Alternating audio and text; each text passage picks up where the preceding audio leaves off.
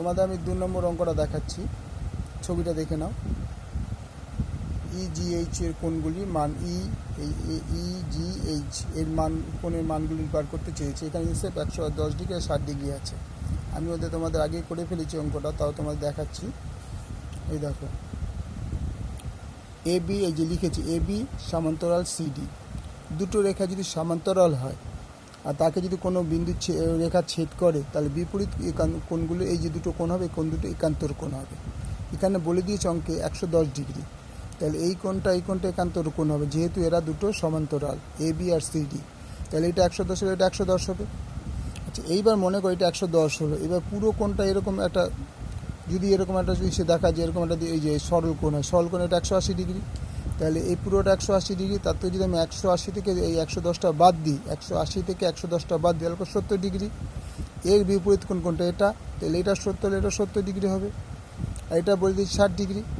এবার এই তিনটে কোণের সমষ্টি করতে হবে 180 ডিগ্রি। তাহলে 180 থেকে এই দুটো যোগফল বিয়োগ করবো।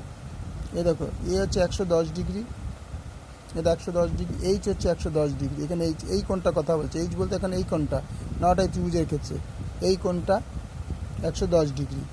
এবার EGH এই ত্রিভুজ দুটোর ক্ষেত্রে এইচ ইকুয়াল টু এখানে কত দাঁড়াচ্ছে 70 degree. 70 degree, G equal to 60 degree. তাহলে ই ইকুয়াল টু কী হবে, 180 থেকে এই দুটোর যোগফল বাদ। তাহলে 180 থেকে 130 বাদ গেলে এটা 0।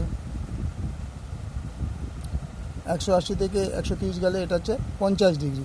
তাহলে কোণ ই ইকুয়াল টু হয়ে গেল 50 ডিগ্রি। এটা তাও লিখে দেব, 50 degree.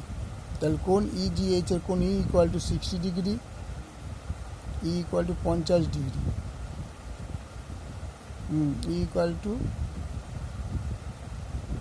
50 degree. H is equal to 70 degree, আর জি ইকুয়াল টু হয়ে গেল 60 ডিগ্রি বলেছিল, এটা 60 ডিগ্রি। এটা কিন্তু 60 ডিগ্রি, 60 ডিগ্রি। ঠিক আছে, G equal to 60 degree, G equal to 60 degree আছে, ই ইকুয়াল টু 50 ডিগ্রি।